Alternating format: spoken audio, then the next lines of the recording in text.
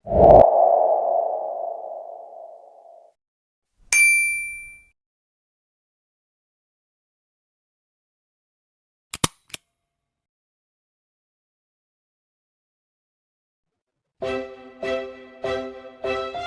yang bilang Alkitab berisi cerita khayalan dan cerita rakyat yang ditulis oleh orang-orang yang baik. Tapi Alkitab berkata bahwa isinya adalah firman Allah yang tidak dapat berdusta.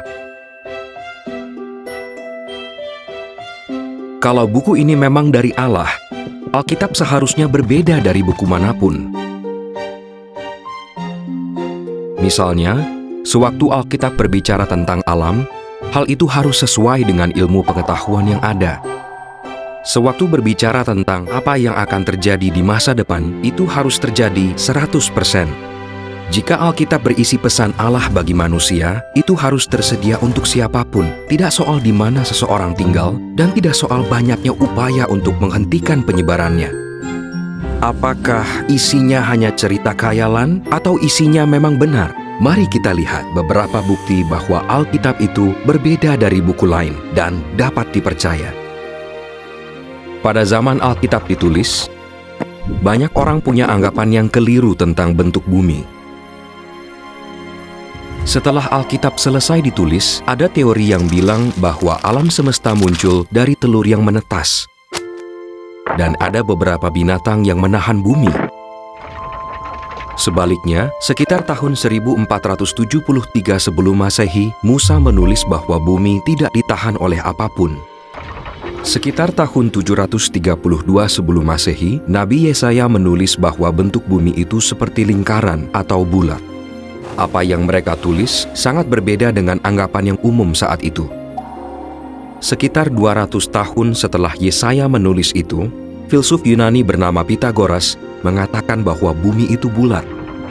Lebih dari 3000 tahun setelah Musa menulis tentang bumi, para peneliti seperti Isaac Newton mengetahui bahwa bumi tidak ditahan oleh apapun.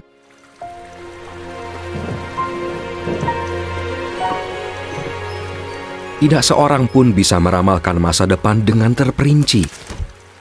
Tapi sekitar 732 sebelum Masehi, Yesaya menulis bahwa Kores akan mengalahkan kota Babylon yang kuat. Kores akan mengeringkan sungai dan masuk ke kota itu lewat gerbang yang terbuka.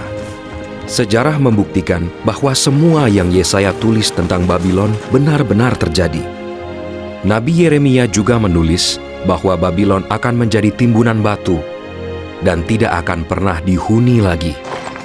Meski lokasi kota itu sangat bagus, Babylon tetap menjadi timbunan batu sampai sekarang.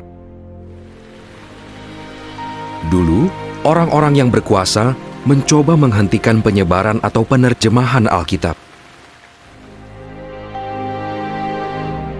Mereka membakar orang yang menerjemahkan Alkitab dan menyiksa orang yang membacanya.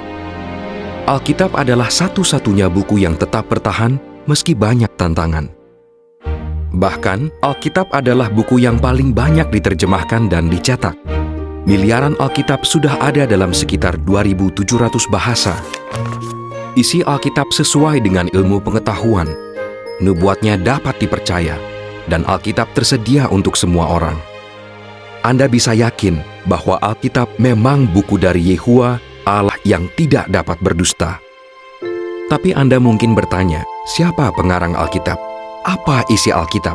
Bagaimana saya dapat mengerti isi Alkitab? Jawaban dari pertanyaan-pertanyaan ini ada di brosur Kabar Baik dari Allah, pelajaran 3.